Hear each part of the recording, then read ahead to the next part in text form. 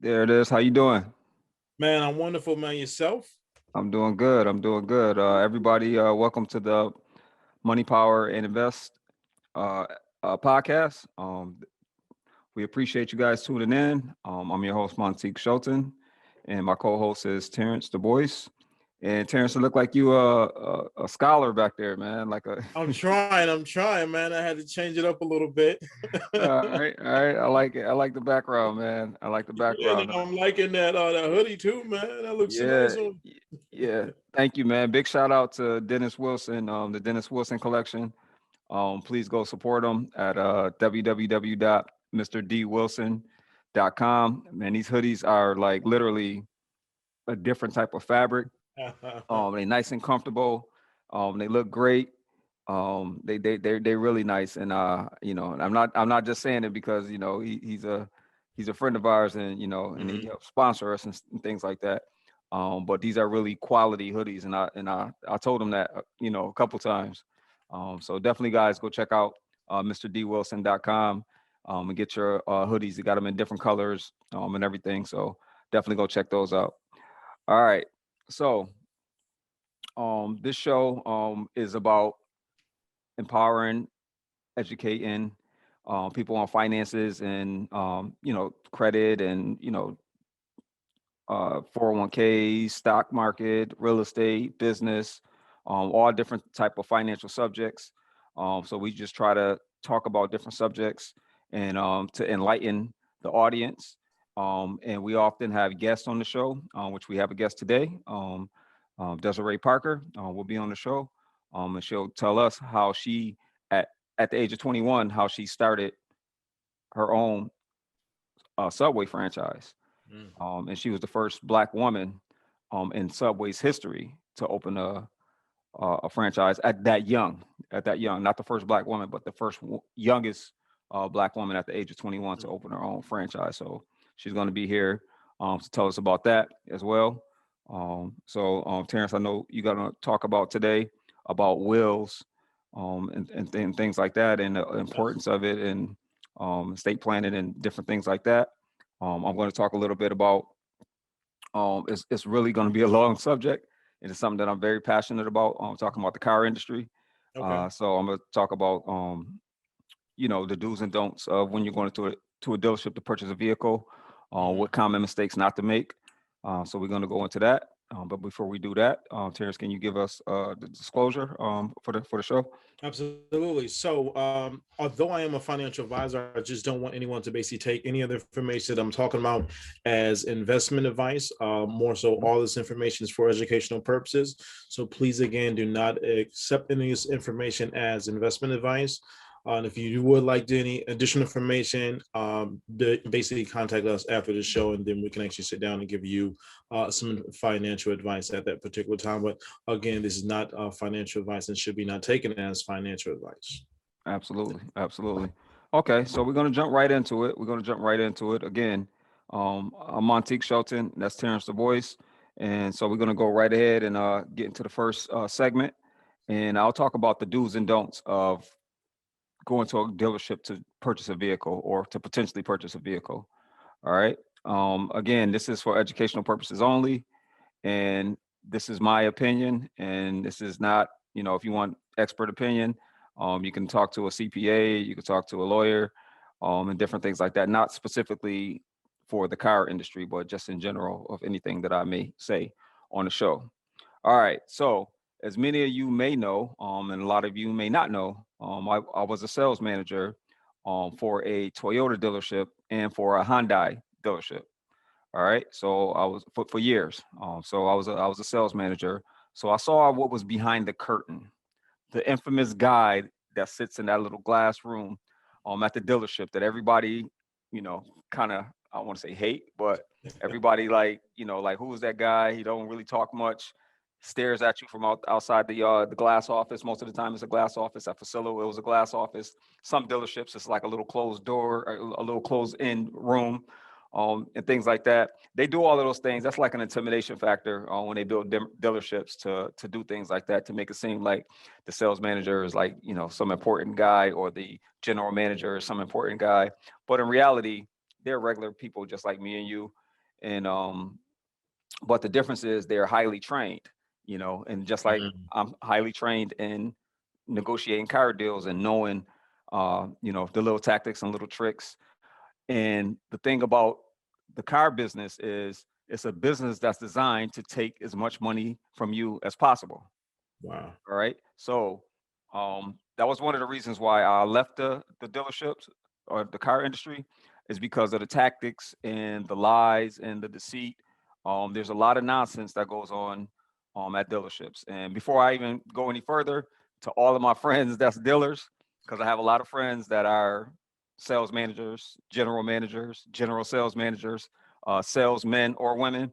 So this is no disrespect to the car industry, but I love people more than I love the car industry, So, and I love protecting people and making sure that they have the knowledge to know at least what's going on, so they can make an informed decision when they're purchasing the vehicle.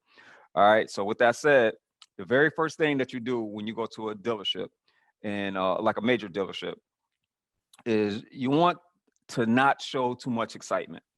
You don't want to show too much excitement, even if it's the vehicle that you really, really, really want and it's that nice color that you want. That new car smell gets everybody. Mhm. It's the it's looking nice and shiny. You take it on a test drive. Oh man, it's just the car. You showing excitement. That's the last thing that you want to do to display that type of excitement when you go to a car dealership, because they use that to their advantage. If they know that you want that specific car, they're going to jack the price up and they're going to make it very difficult for you to get that car at your terms. And a lot of times, most people don't even know that they can negotiate a car deal. Most people don't even have an idea. They just think that whatever the price of the car is, that's what that's what you pay for it. Mm. A lot of people don't even know that you can negotiate. You can negotiate the price of the vehicle.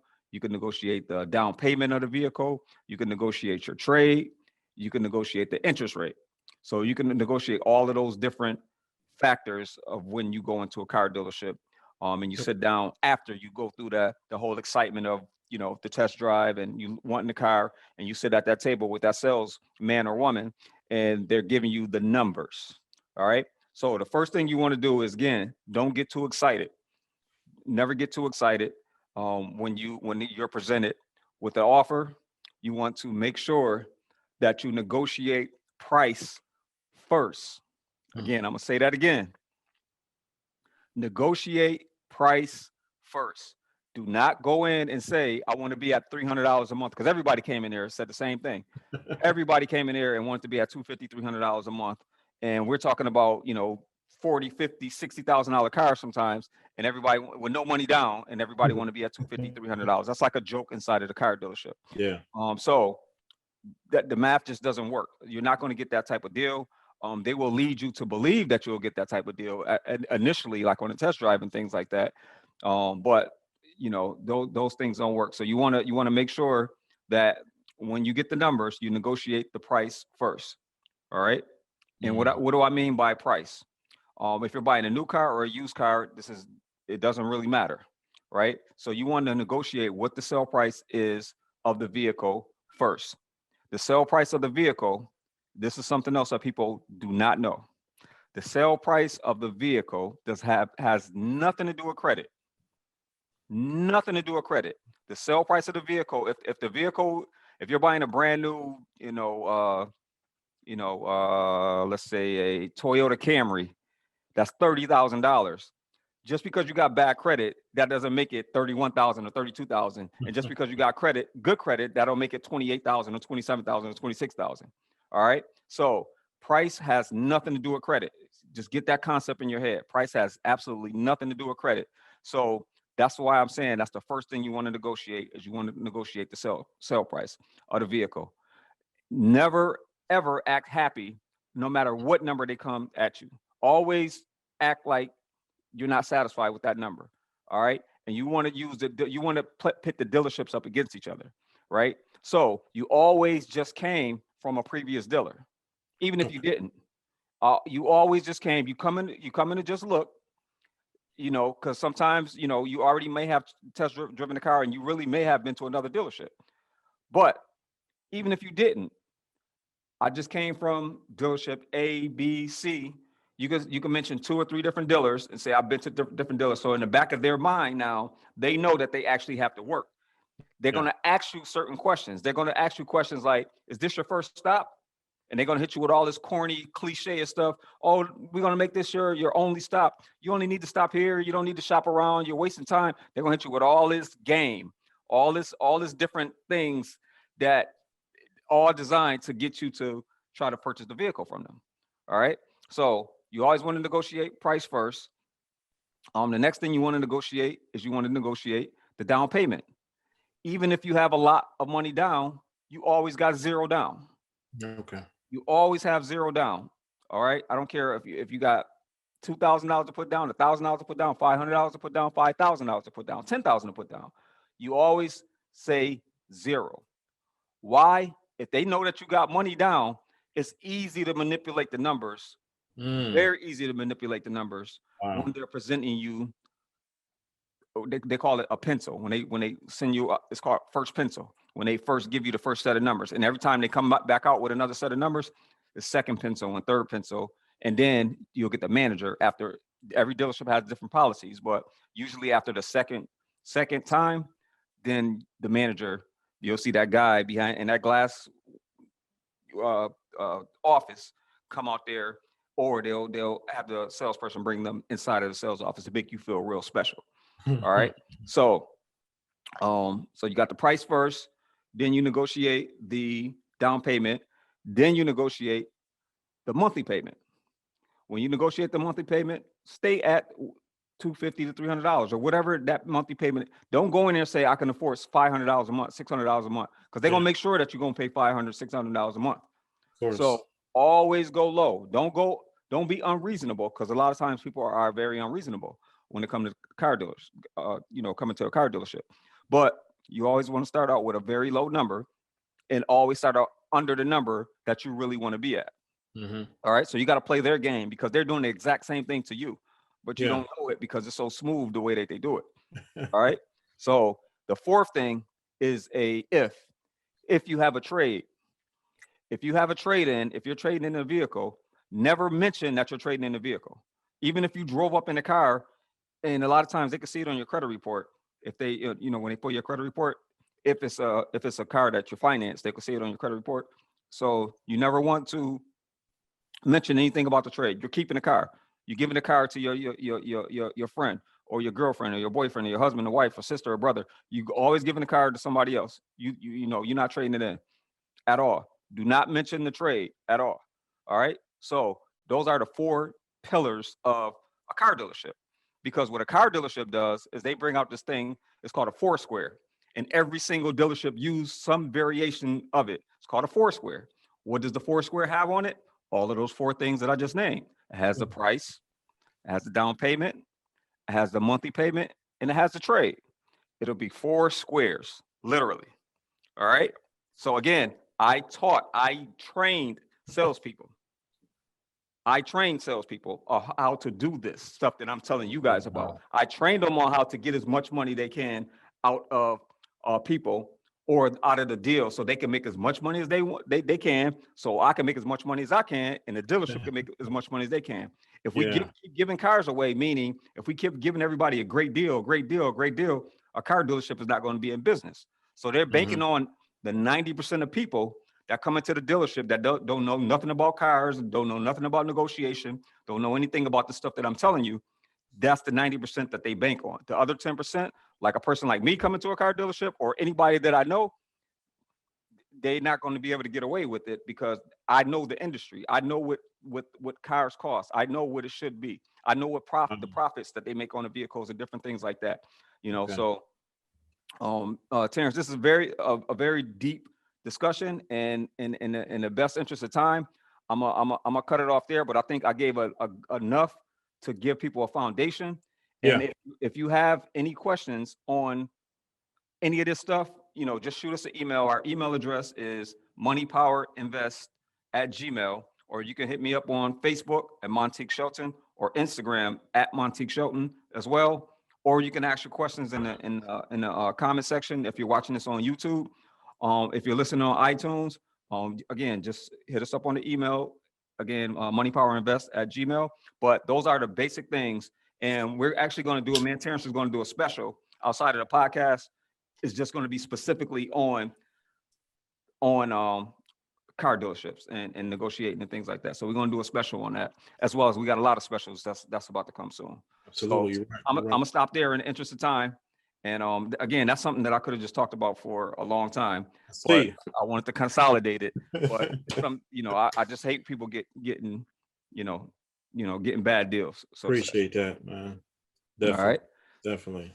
So we're gonna go into did you have any questions? I know we got like 9 minutes before our guests come in. Well, yeah, I did have probably a couple of questions. So, is there, and I don't know if this is true, so I'm going to ask you because you actually came from the profession, but is there any particular time to buy those cars? Like I heard, like at the end of the month towards Mhm. Christmas, or actually the end of the year towards Christmas, actually when you buy the cars. Is that true? Because you get Yes, the best deal? that's 100% correct. Car dealerships are always trying to sell cars, and their monthly quotas is based off of a monthly thing. Mm, So we're always trying to by the end of the month, and that's the time when we have all the salespeople. Nobody could take a day off, like the last couple of days of the month. You mhm. know, and yes, that's very very true that you buy a car. It's bet you'll get a better deal buying a vehicle at the end of a month, at the end of the year, or especially during holidays and things like that. Okay, one other question. So, what about when they actually run your credit score? Is it safe to basically like freeze your credit, or like what are they? Because they really like gonna run your credit until they can actually get you the best deal or approval, right? Because each inquiry is They're gonna gonna reduce your credit score. no, and again, that's why we got to do the special because it's Okay, really all it's right. really a long subject. But I'll just say this: Uh-huh. they don't run your credit trying to get you the best deal. They run your credit trying to get them the best deal. Okay, okay. If that Mm, makes sense. interesting. Absolutely. Yeah, Yes, yes. because dealerships make a lot of money off of more than most people think. People just think that they make money off of the sell of the car. No, it's not just made off of the sell of the car, the profit Mm, that they make on a vehicle. There's about 4 or 5 different ways that dealerships make money off of a one sale is of that a right? vehicle. Wow. Okay. You All know. right. Cool, cool, cool. All right. No worries. So you know what? I'll jump on in. So how much time we got? I'll basically keep this brief for the sake of time. We can you got a good well, 5 to 7 minutes. Okay, perfect, perfect. Well, I'll keep it as short and as sweet as I can. So the first thing I wanted to talk about was more so wills. Just how like everyone needs. If you drive a car, you're more so mandated by the state to actually have auto insurance. Hmm. Same thing with life insurance. Everyone should be mandated to actually have life insurance, but they're not as more so an option.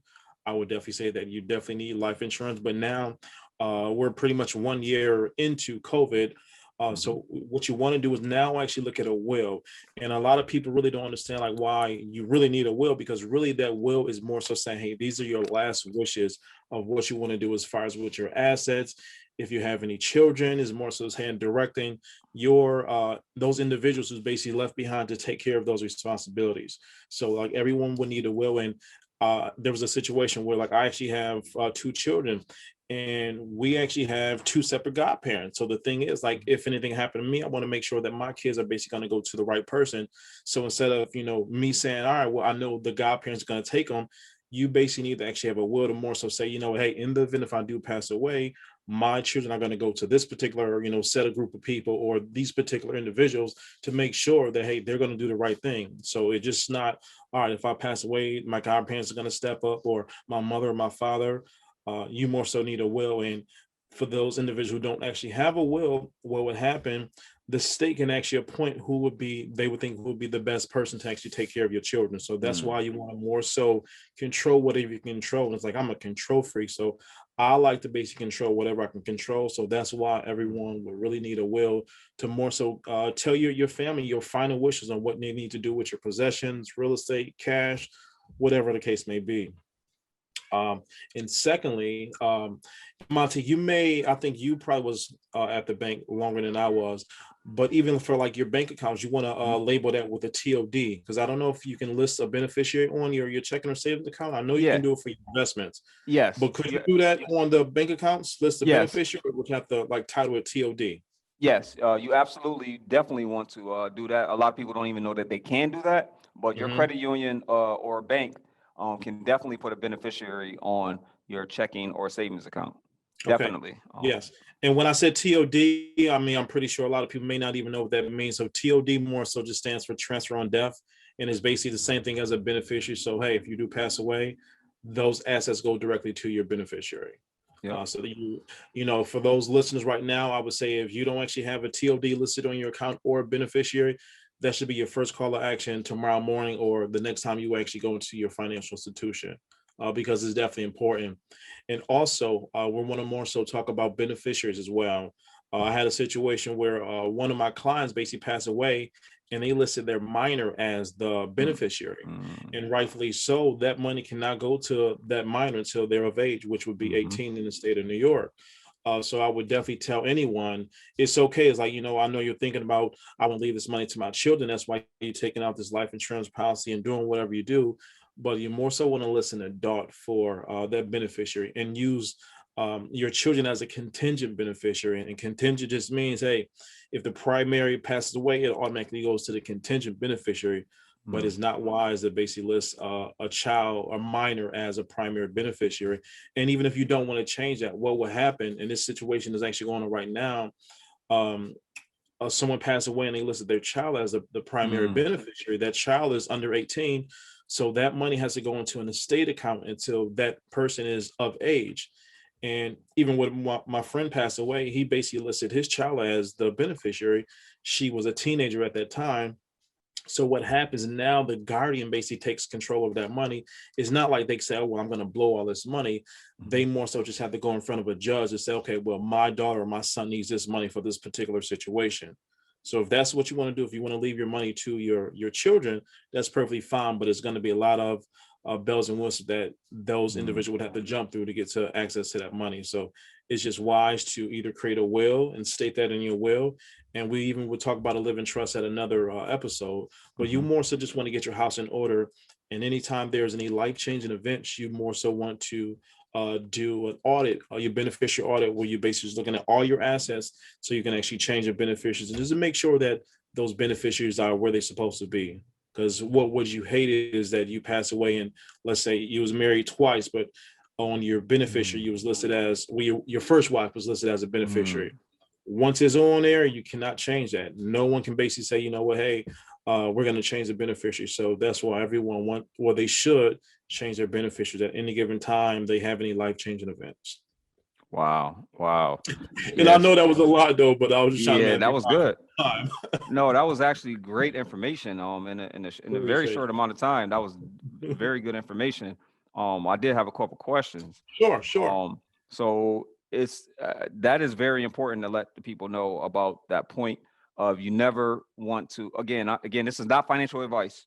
Correct. But this is just from over 20 years of Terrence having over 20 years experience, me having over 20 years experience in all the financial fields and different things like that. We saw cases and we saw situations where these things happen, and it's almost common that it happens. That uh, People put their children as the beneficiary, and that could be the worst thing that you can do because number one, like you said, they're underage, so they can't even touch that money. And another thing too is that while that money go into a trust, it's getting taxed. Sometimes it could get taxed in a situation like that. So you're actually losing money, right? And Right. then Yes. the other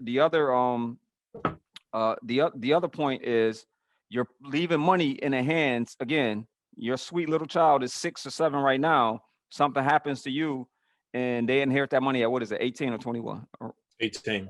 you inherit that money at 18. Think about it. Do you want an 18-year-old controlling? In this case, we're talking about 25, 50, 100,000. Some cases Hmm. 500,000. Some cases a Yeah. million dollars. Do you really want an 18-year-old that's unsophisticated in finances to really control how long do you think that money that your parent that you worked that hard to get or to set up for that child and it could get blown away in less than a year? Hmm. I seen my last time when I was working at the bank, I seen a young lady blow through 200 in less than a year. Wow, Bought I a believe car it. that was 30 grand. Mm-hmm. Bought the Fendi, bought the Gucci trip. Mm-hmm.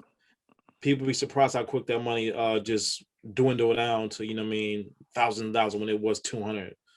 So Yep. like everyone needs a financial advisor, whether it's me or someone Absolutely. else, everyone needs a financial coach, financial advisor to more so guide you and hold your hand when that situation occurs. Absolutely. Absolutely. So that was definitely some great information, Terrence. Definitely appreciate it. And that sounds like another thing that we might have to go in detail with. And Absolutely. that's the difficult part about doing a podcast. You don't want to make it, our podcast is usually about an hour long. Hmm. And you don't want to make it because as you can see, we could talk about these subjects, inside and out. We both obviously know what we're talking about. So it's like second thought. And again, to a lot of people that don't watch the show, we don't script the show. We don't write notes down. Everything that we talk about is off of our head.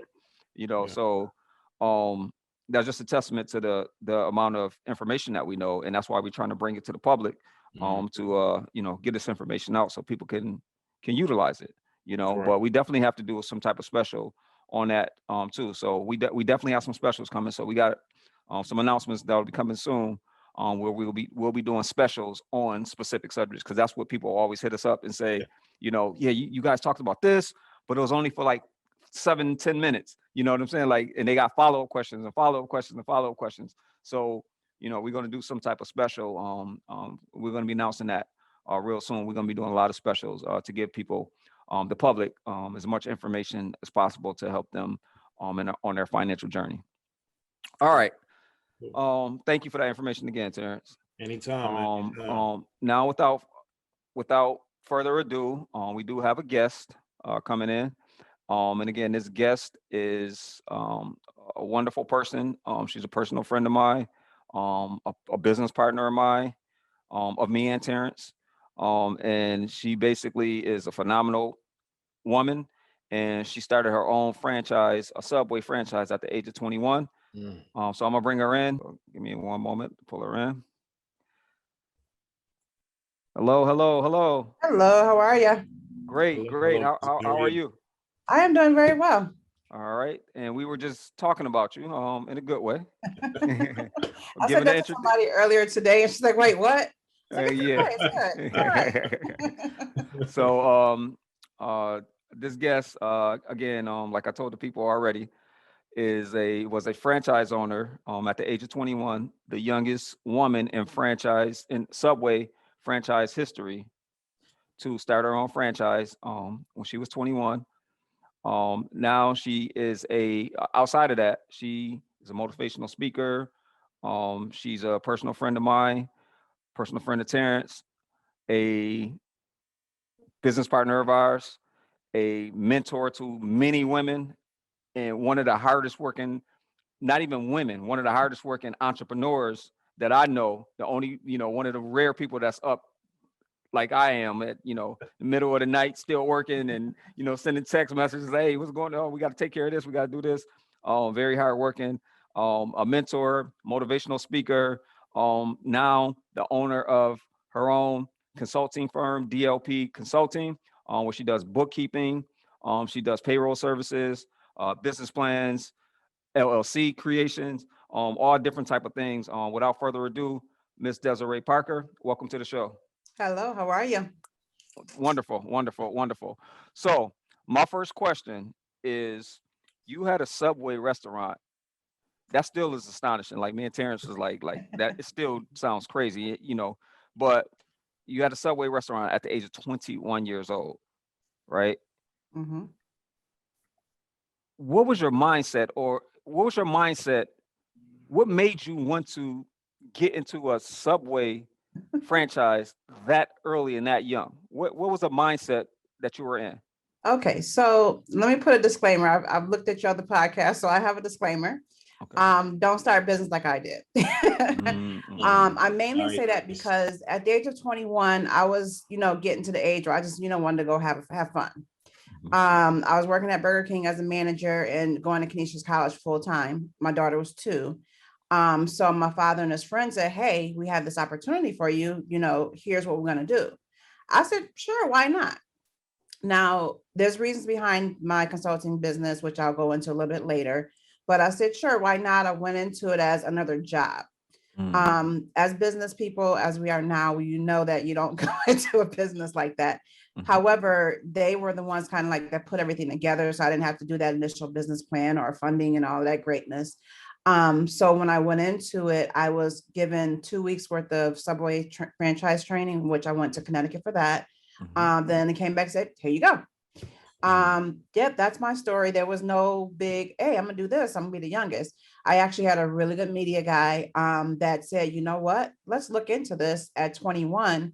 And that's how it kind of blew up my story, for lack of better words.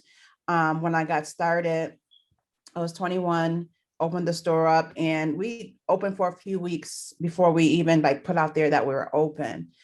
We did start on the way to get a Subway restaurant today is not what it was before. You don't need a Mhm. $500,000 back in 98 is when I had my store. Mm. So it's not the same thing. So I didn't have a silver spoon in my mouth to take that out of there. But it was a lot of hard work. So at the age of 21, when everybody's out having a good time and partying and everything like that, I had to take that responsibility on. And I'll never forget, it was the time where I started looking at it as my business, and I have to step away from the average 21-year-old and, do what I got to do. Is literally, I never forget, it was a Kirk Franklin concert in town, and everybody took off work because they wanted to go. At 21, you're 16, 17-year-olds that's working for you. They don't really care. They're going to take off. And if you don't, they'll just quit, whatever. But it was literally only me left to work in a store. And I wanted to go to the concert, but I said, you know what? It was like, oh, it's your business. Just close it. That's not the way business works. Mhm. You Absolutely. take the responsibility. If your hours say this, you don't change them because you want to do something else. That's not the way it works.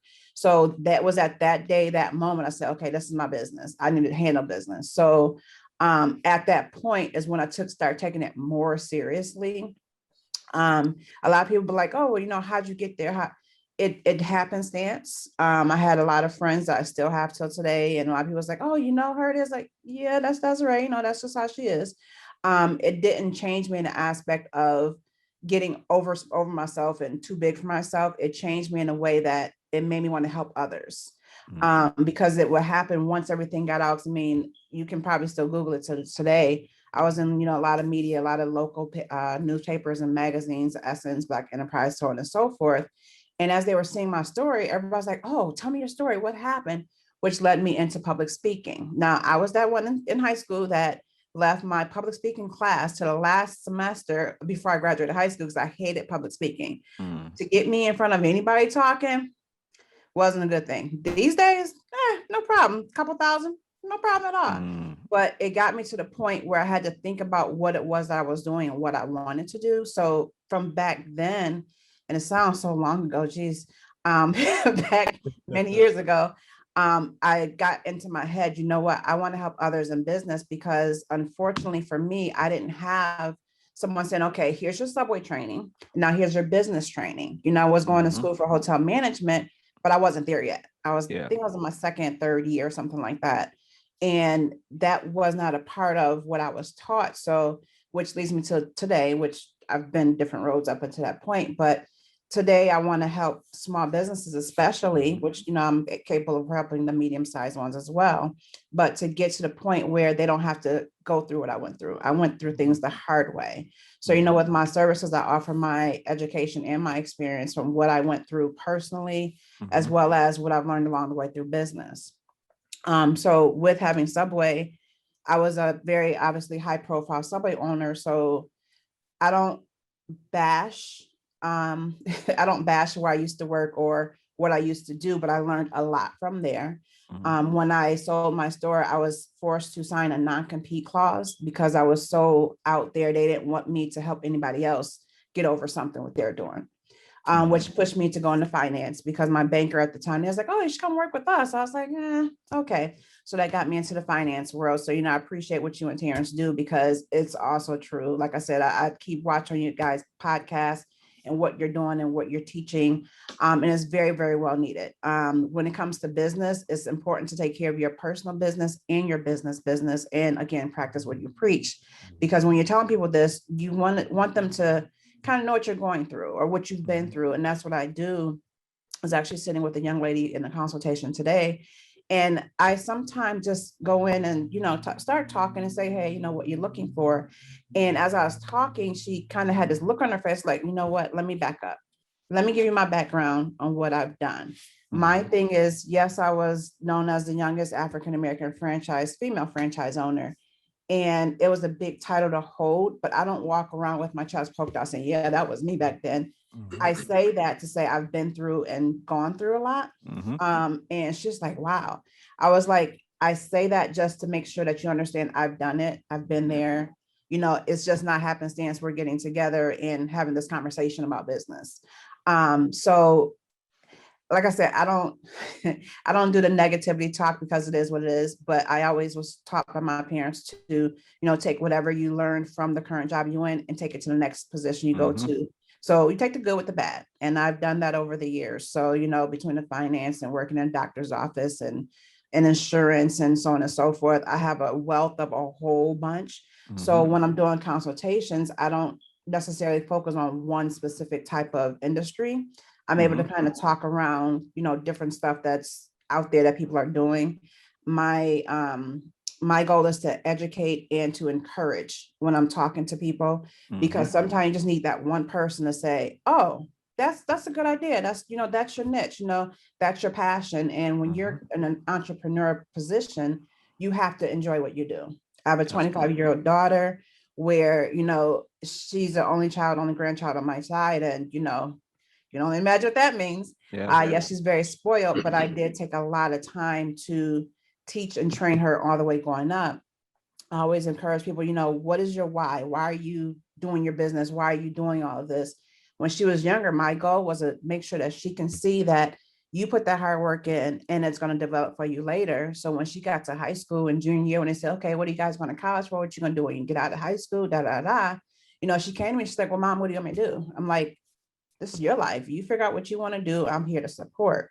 So, as she's going through her journeys and everything like that, she's headed back to New York City because she's a singer, actor, dancer. She goes to AMDA in New York City. And everybody's like, oh my God, you don't let her go. That's your only. I was like, she has her own life to live. I've done my part. Since she's older now, my why for her is not as strong because now she has her own life to live. So now my why is, let me help my community. Let me share with you what I learned to get to where I am so that you can get to your next steps. Great. Perfect. Now, Desiree is like, I'm still blown away by like you really doing this at 21, because I know what I was doing when I was 21 years old. Definitely wasn't thinking about business. But if we can just backtrack just for maybe 1 quick minute, tell me or talk to me about age, let's say 17 to 21, leading up to that. I mean, like, were you ready for something like that? I mean, I know you actually had mentors and other people that you mentioned, but what was that like? Do you feel like, you really didn't enjoy your childhood because of all of that? Or not your adult stages, the early adult stages? So if we backtrack to, let's say, high school. So in high school, honestly, you would never believe it, but I was very introverted. People don't believe that. Same here. That was freshman year. Come sophomore year, I used to get to these points where I would say, okay, I let stuff build up. And then now I'm like, okay, listen, that's enough. Sophomore year, I said, enough is enough. Let me just tell everybody about themselves. I enjoyed my childhood, my teen years. I was one that did everything age kind of appropriate. I didn't kind of jump ahead and do other things. So at 17, I was going to church. We had the Sunday morning service, we had afternoon service. I'm sorry, we had dinner in between afternoon service. We had, Tuesday night to Friday night, and we were in church most of the time. So, I did age appropriate things. I wasn't even in high school, I didn't do a whole bunch of parties. I did the proms and the homecomings and all that greatness. In school, however, I did a lot with government type stuff. A lot of people thought I was going to go into politics. That was not my position to go in. I'm more of a supporter as opposed to a politician. Let's put it that way. So I did a lot of business type stuff. I was on the Erie County Youth Board, and I always got connected with some kind of leadership programs. I did quite a few of those, and I went to Sweet Home High School. So I met a lot of my friends when I went to these different programs because they were in the city schools. So I didn't lose anything at 21. It was a lot of work. And I tell people all the time, like I said, don't go into it the way I did. However, putting the work forth and doing what I got to do, I was able to kind of still, do some things. I was still able to maintain a relationship within business. And, unfortunately, we talked more about Subway than anything else because that's just what I did. But I was able to kind of still accomplish it. So when you ask me, was I ready for it? I can say yes and no, because I wasn't ready for what was to come, but I was put in this position to prepare for it. Okay, great. All right. Yeah. Yeah. So now, what you're currently doing now with the consulting, what inspired you to get outside of your knack for wanting to help the community and different things like that? What was your why behind DOP Consulting? Okay. So many years ago, and I've been talking for years, and I tell people all the time, because when I'm talking to other people, I'm also still talking back at myself. I'm a firm believer in that, you're pointing your finger at somebody is pointing back at yourself. Mhm. I always tell people, write down what it is that you want to do. So for the past, I would say 5, even almost 10 years, I've been thinking about starting a bookkeeping company. Mhm. Then when the pandemic hit and all the business shut down, my job shut down for a little bit. It reopened, but when it shut down, it's the thing of, okay, what's kind of which direction we're going into. And then I had a situation where I had an automobile accident last year. So I'm not able to work my job like I really need to. So I'm not working currently. So I said, well, in the meantime, what else can I do to kind of, still keep things rolling? Because it's hard for me to sit still. Unfortunately, I can't move around the way I normally would move around, but there's other things I can do, and I'm able to move around and sit down and stand up, and that kind of make your own schedule thing really works for me. So when I literally sat down, I said, okay, why don't I just go ahead and get this started? So for everybody who says, oh, you just decided one day to do it, no, I had to do like everybody else. I wrote it down. I said, here's what I'm gonna do. Here's my business plan. This is my goals. That's how I'm gonna do it. That's how I got to where I am.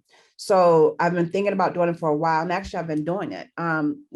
Another story about Subway, when I had my Subway restaurant, I literally was a very popular store, or a popular franchise owner. Subway would send interested franchisees to my store to talk to me, for me to tell them my story to open a store.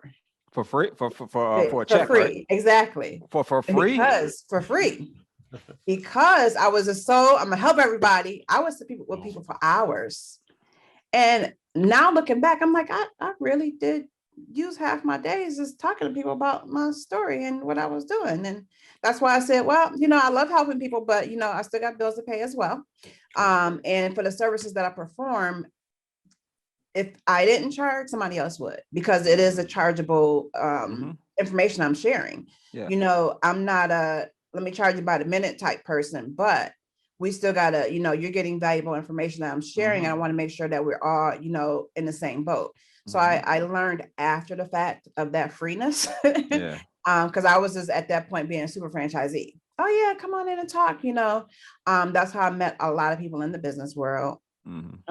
Because I tell people, being young, African American, and a female, that's tough. Black men have, similar issues, but it's even tougher for females in general, no matter what your race is. And I had to work and earn my way into the business community. So I did so, and kind of get out and networking and, share my story and what I'm doing. But because I was already doing it, and I've helped others get successful businesses started, I said, you know what, I already have a knack for this. And apparently people do trust my knowledge that I'm offering. So you know what, let's just make it into a business. So my thing is, I'm always willing to share. I'm willing to educate. I can't make you do anything, and I can't tell you it's law. I can only say, here's from my experiences and my opinions. So you can kind of take it from wherever. And that is valuable information for most people, because they said, okay, that's good information to know, because I'm not one to strong arm people and say, no, do it this way or it's going to fail. Everything is on a practice type basis anyway, because if you're coming with a new business or a new concept, you got to fill out your area and fill out your marketplace. And it's a lot more that goes into it. So when I decided through this whole pandemic thing last year, with everything else that was going on, it was an easy decision for me, and I already had the background for it because I've been doing it for years.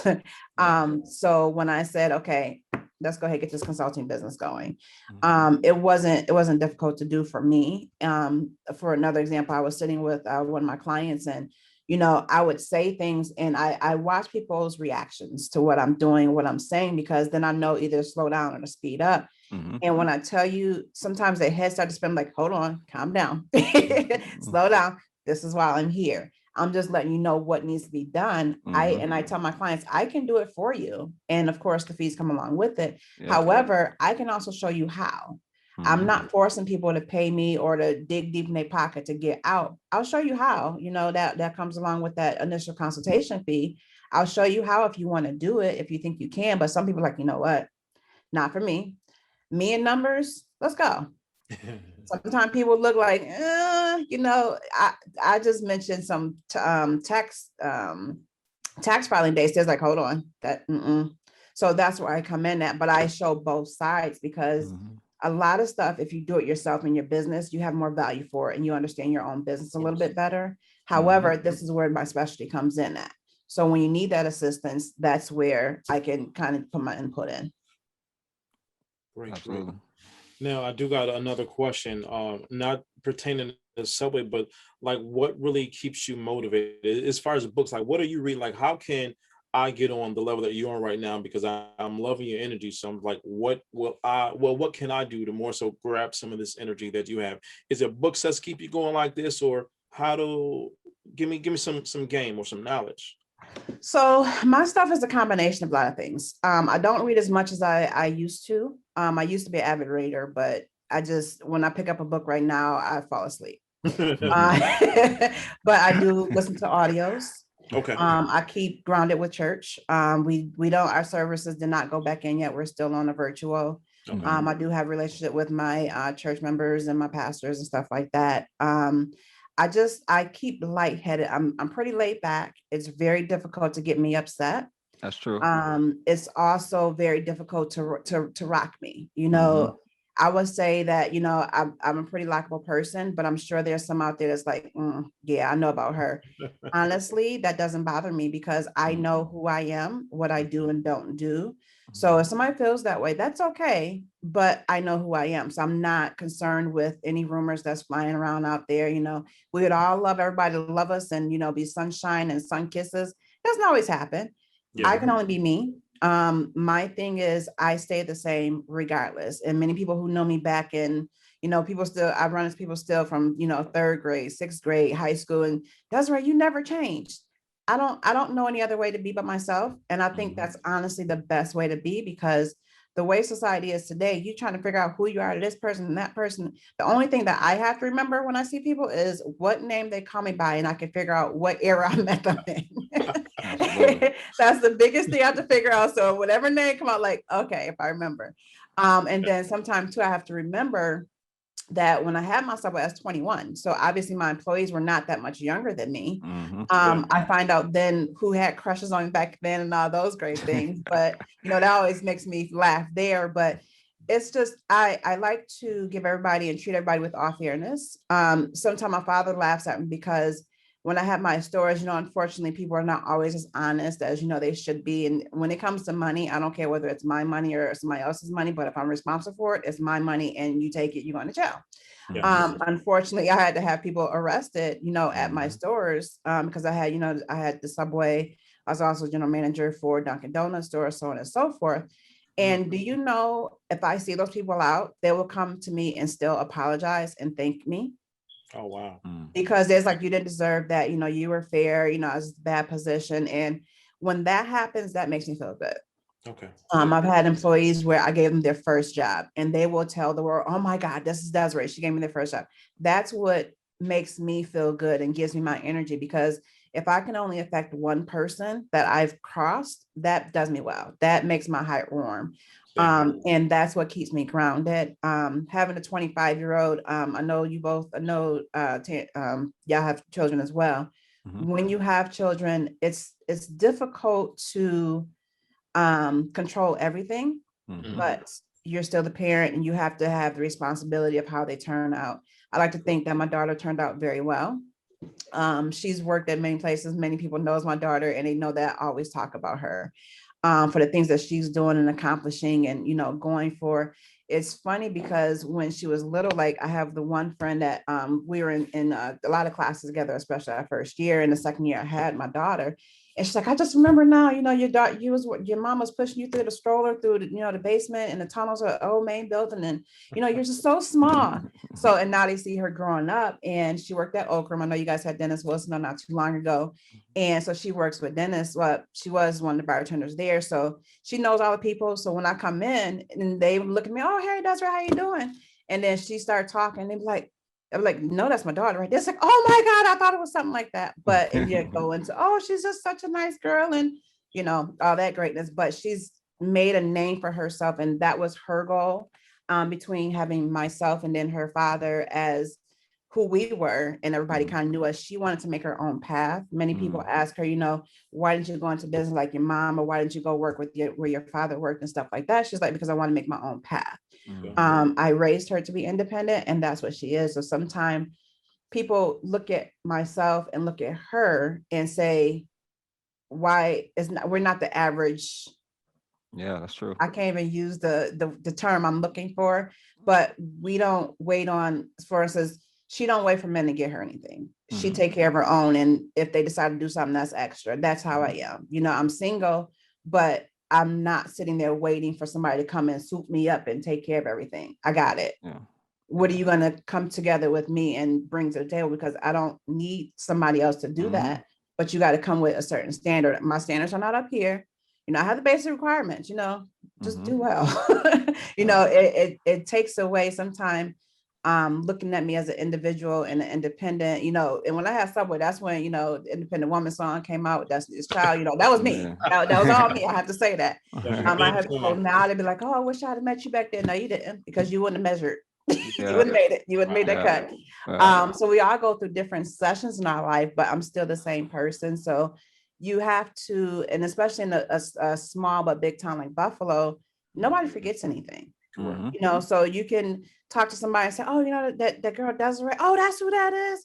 And it kind of rings those bells. I like to hear that because I don't have a negative vibe after my name, because I don't give in to the pettiness, so to speak. So if you have bad vibes with me for whatever reason, whether I know it or not, I don't know, can't be perfect. I don't claim to be perfect at all. But it's just a thing of, this is the way I've carried myself. I've trained my daughter to carry herself like that. So when I'm sitting and talking to somebody, I'm not trying to hide up skeletons falling in my mouth while I'm talking. It's just, this is what it is. Absolutely. All right. So being this is a financial show, it's a little different for anybody that never watched the show before.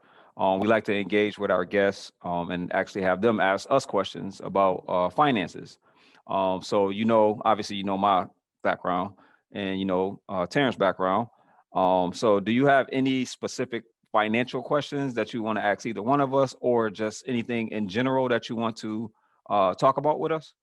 Yes. So when it comes to business, many people get started in businesses. So majority do know they have to have a certain amount of capital to get started, to function and everything like that. With what you guys actually do on a regular basis for your specialties, what do you suggest to them? Because I know some people will start off trying to get that loan to get started, or come right out looking for grants. I do share people, you have your personal credit, but you also have your business credit. What are your suggestions as somebody that's looking to get started that does not have a lot of income to get started, but they need to make sure their finances are in some sort of order to kind of get that business rolling? You go ahead, Terrence. You know what I would, so the side business that I actually have is basically my kids' financial literacy cards. And it was basically a plan I had for like 4 years, but then I just said, you know what, I just got to basically just put this out. And at that time, it's like, I was saying, all right, well, I want to save this particular dollar amount before I get it done. But doing that, it basically prolonged me to basically push it out for 3 or 4 years. So what I did more so say, you know what, I seen there was available credit on my credit card. I said, I'm going to use the available credits on my credit card, and that's going to basically get me started. I really just wanted to get started. And I think that's what really holds a lot of entrepreneurs or wannabe entrepreneurs back, is just that they don't start. So I said, you know what, I would tell them to start. So the first order, it was basically all of my credit card. And now, as soon as I actually got that, I basically made I sold the first box back. Well, I sold the first box. I basically put all that money right back on my credit card, and basically I use that same amount of money to now pre-fund me. So I would just say, any money that you get, just basically keep reinvesting that until you can basically start seeing a profit. And that profit may not be for 3 or 4 years, but just keep reinvesting that money over and over. And then eventually you will actually see that you actually have money, but then at the same time, work on your personal credit, but then also your business credit as well. So now you can basically use yourself as a personal guarantor when it's finally pull toward that business credit. That's what I would definitely say. Just start off small and start. Yeah, that's definitely a key component of what you said. Just starting. I think it starts with a plan. And a lot of people get intimidated by the word a business plan. But in reality, a business plan is only just your vision because it's in your head. It's just getting out what's in your head on a piece of paper. And it doesn't have to be a 28 pages and have financials and all these different things. It has to just be a simple concept that if someone asked you, what do you do? What do you plan on doing? Which if I was about to give you $100,000 right now, what it is that you do so I can know if I'm gonna get my money back. If you can't answer those basic things on a piece of paper, not in your mind, if you can't put that down on one piece of paper, it's called an executive summary. If you can't have an executive summary of what it is that you're trying to do, then you need to go back to the drawing board and get an executive summary. So that is a business plan. That's actually a business plan because believe it or not, working as a branch manager, as many business plans as I've seen, I used to have a drawer where all of the business plans went. Mm. You know why? Because my bosses all said, you know what, if someone gives a business plan, because we was purposely not trying to give out business loans to certain people, Yeah, I know right? all about that. So I had this folder and people would spend their weeks and weeks or even months or even sometimes years pouring their heart out thinking that this branch manager is like really sitting there looking at their business plan. So what I would say is always start with get it out of your mind, get it on one piece of paper. That's the first challenge, to get it on one piece of paper. The next thing is you have to have skin in the game. In business, that means you have to put up some money. You have to, if you don't believe in yourself, nobody else is going to believe in yourself. If you don't put money in yourself, nobody else is going to invest in you. So the other thing is you got to show in putting money in, and I've been used to doing it for almost 20 years of all of the different businesses that I've started, and I've been an entrepreneur for a very long time, and I've always did multiple things, and every single thing I actually had to put my own money in. I never went to a person and said, "Hey, I need some money to start something. Please, please. Oh man, y'all fronting on me. Y'all think I can't do it. Yep. No, show me. You want to show that you can do it yourself before you go to anybody else. Because believe me, once you start doing something, you will attract people. Success is an attraction. People Yes. people flock to you. People can tell. You can tell. Just all three of us on here, we're all successful people. We all know that. It's not that we're bragging or being arrogant or anything like that, but it's just a fact, But it's because we live what we do, and these principles that I'm saying, we all have been there. Terrence just described the situation where he put his own money in, and because a lot of people will be scared to death or put some money on their credit card and say, "Oh man, I ain't putting." That's what credit is for. I don't. When people start like being funny about their personal credit, I'm like, they act like it's something like the credit world has people so shook that they think that no, it's used for leverage. That's what rich people do. They use their credit as leverage, Yes. and they want you to focus on using it. No, no, no, don't start a business with that. Buy some Jordans with that. Buy some fashion with that. Buy some hair with that. Buy some food with that. Consumer goods. All right. So that's the second thing. So the business plan and skin in the game. You have to put your own money in. All right. The next thing is personal credit, Terrence, what you touched on. Your personal credit got to be right. So you want to work on your personal credit because it's going to come a time when you actually going to need your personal credit when you're doing things in business. All right. So you want to make sure that your personal credit, get your credit score at a 680. That's the goal for everybody. Try to get your credit score at a 680. If you get at a 680, the gates open up in business for you because you can go and borrow money, and and a lot of times you can have access to certain things that certain people don't have access to that don't have a 680 or higher credit score. All right. Another thing Terrence touched on is business credit. Another thing that you want to do is you want to establish a business, a real business. So go see Desiree, get you a LLC, get you a S corp, a C corp, and different entities like that. You want to become a real business so that you can attract funding from lenders, because this mentality of I'm just going to do it myself. I'm just going to do it. That sounds good, but nobody is Bill Gates around here.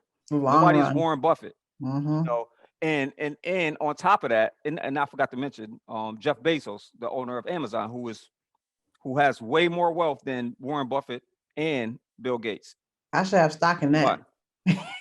Me too, and Terrence do too. I know he do too. So think about this. This is what I want to say to people that always say, I don't want to use my credit. I don't want to get no business credit. I want to use my own money and this, that, and other, or whatever. Amazon has billions of dollars in debt. Yep. Billions of dollars in debt. Walmart, billions of dollars in debt. Microsoft, billions of dollars in debt. They don't try to finance everything. So this mentality of I'm gonna use my own money, that's the stupidest thing in the world. You always want to use leverage, and don't be afraid of leverage, because at the worst come to worst, I always tell people this. Who has the problem? If I go get a loan from a bank and I don't pay it back, who has the problem? Me or the bank? Who do y'all think got a problem? Back to you. No, the bank got the problem because they ain't got Bank got the problem. The bank got the problem. And what's the Yep. worst? What are they going to do? Come and arrest you if you don't pay a loan back? What are they going to do? Go on to collections like everybody else. Yeah. Right? So this is the mentality that you have to have. You have to use leverage. You have to use leverage. So those are the top things, and I can go on for forever on some other things, but that's the basic fundamentals: is a business plan, put your own money up, or with your partner, and also your personal credit and your business credit. Those are the 4 fundamentals of starting a business. That's what you should do, definitely. So, Perfect. Yeah. all right. Wow, this is a great episode. I wish we could keep going on and on and on. We already over time. This has been a great episode. This sounds like one of our phone call, our daily or every other day phone calls. Yep. But we want to definitely thank you for coming on the show. We really appreciate you. Yes. And we love how you're a role model especially for business owners, period, but more specifically for women-owned businesses, especially I hope this episode triggers something in some younger people to be able to say, hey, you know what? If she started a Subway restaurant, I can start a Subway restaurant. Just remember, everybody, don't start the way I did. Come see me first, so I can help. Definitely go see her first. Come see me for the business credit. Go see Terrence when you make the money so that you grow your money. All right. So this is a little triangle going on here. So we want to definitely thank you again for Thank you all very of the much for wonderful having me. things. And I know you're gonna have some announcements for some of the things that we're doing Yes. real soon. So I know you'll be back for that as well. So we really, really, really appreciate you, and keep doing your thing, and keep inspiring and educating, and keep pulling people in, keep pulling them in, and keep doing your thing. Yep. And everybody can actually reach me through my website, Facebook, social media. I'm all out there. My website is very easy to remember, is DLP Consulting, WNY.com. Facebook, I do use my own name on Facebook. It's under Desiree L. Parker. My business page is DLP Consulting. Well, actually, it's under DLP Business Consulting. And then that actually connects right to my Instagram as well. So, all those social media sites, reach out. My messenger is always on. And you can also go on to my website and chat with me there as well. I know sometimes it's kind of hard for people to talk throughout the day, but I've been looking at different stuff. And Terrence, I read just a little bit sometimes. But I did hear that they're saying that business texting is now socially acceptable. So it's not, oh no, you're texting. That's just not right. So, all of those outlets, my phone numbers, I have an 800 number that you can use if you're not in the area, or you're out of the area. So, give me a call. I do talk to you first so that we can figure out what actual services that you would need. But definitely reach out. You have lots of local help here. Definitely, I encourage you all to use us. That's what we're here for. And, I appreciate you guys putting this podcast together because it's things that, can do. And we're definitely getting to the end because I know, right? They said it's your time. They said it's your Now time. got It's some time to me get off this time. podcast. that's my alarm.